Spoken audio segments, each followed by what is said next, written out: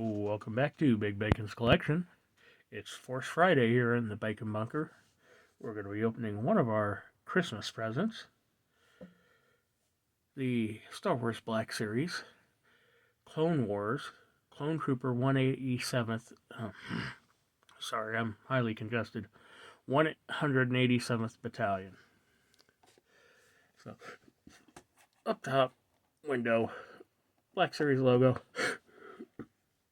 Clone Wars, and that mustardy kind of yellow.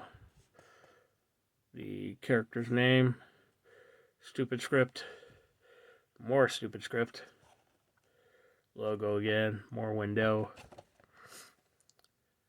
name again. We have a nice illustration here on the side. A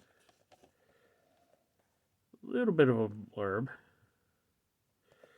An enlarged version of the image, number 10 on the line, and more stupid script.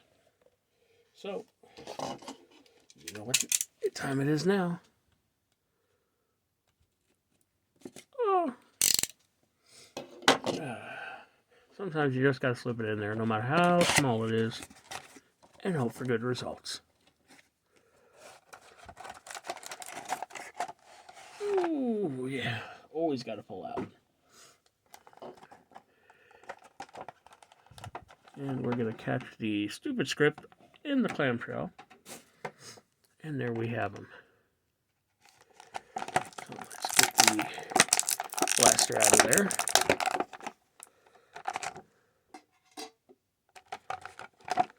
Big Bacon watching on in the background. I don't know how long Big Bacon will be there. At some point he will go on the shelf, but...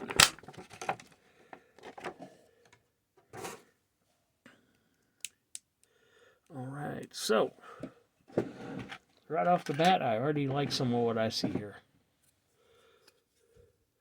Let's get him on the stand. Ooh, come on, baby.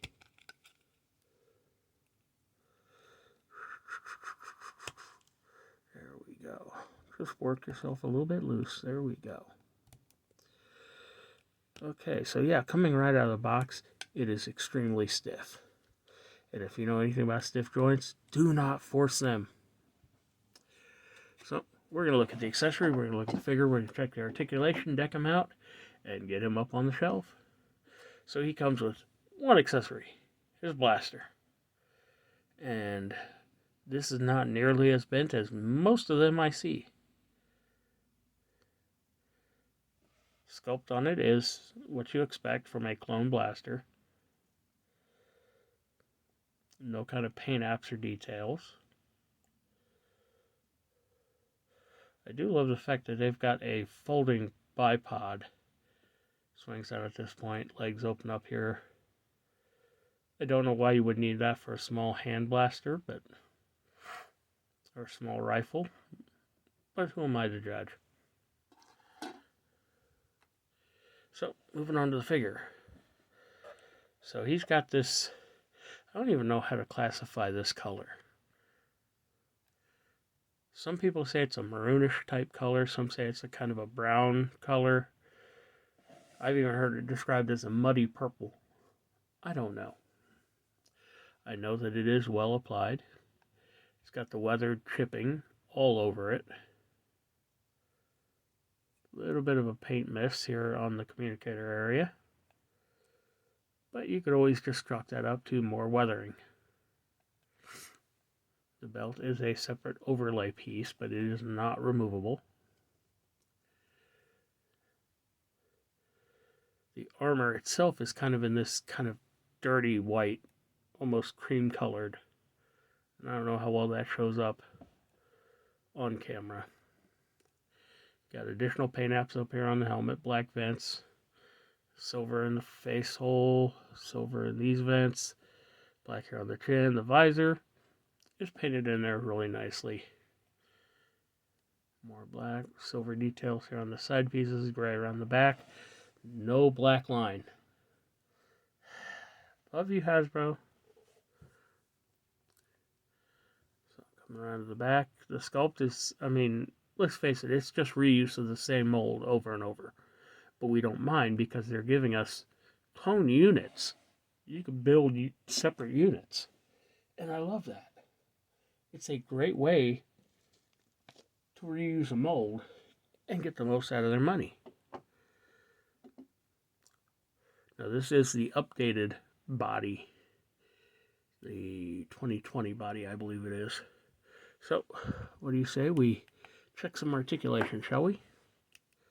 So, as you can see, there is a head up in there. I can actually see the lips and the nose right up in there. But the helmet is actually glued to that head. I think they do that as a way to just ensure the helmet fits onto the head and looks uniform to the other helmets. But yeah, it's just once again reusing molds, but instead of it being a removable helmet, it's attached.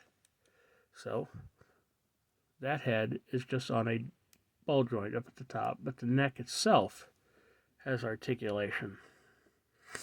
So he looks up that far, looks down only that far. Got some good tilt and rotation. This soft rubber will go up over the armor and allow him to get to easily 90 degrees. There, I just discovered there is a butterfly joint in there. Arm will rotate all the way around. Single jointed pinless elbow, but because of the rubber on this, you got to be careful about bending it too far up or you will actually cut that rubber. There is rotation at the elbow. Hand rotates. Left hand has a horizontal hinge. Right hand, vertical hinge. Love you, Hasbro. Mid-torso cut allows for rotation. Crunching forward that far, back that far, and even provides good body tilt. Leg kicks forward only that far, unless you twist the armor a bit and then lift it up. You can get close to 90, but not quite. Coming out, same kind of scenario. The armor kind of really gets in the way unless you start twisting it around. You have a single jointed pinless knee, but once again, you've got this rubber knee pad piece. So be cautious, don't overextend it. Still gets good range. Rotation at that knee point. And the knee is actually glued to the bottom of the armor here. So even if these straps do get cut, they are glued into the point above it. I do see a paint mishap here where the black bodysuit should be black. It just wasn't painted. But I'll forgive you because it is still a great looking figure. Foot hinges back only that far. Hinges forward that far. Front facing pen for rocker. So let's get him back on a stand, shall we? We are going to pop this blaster in his hand.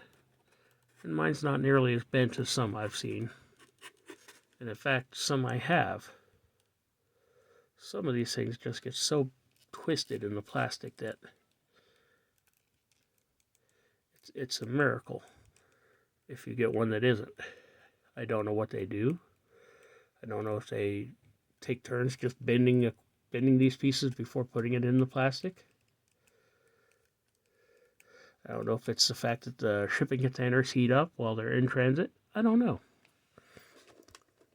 But there we have them. The 187th Trooper.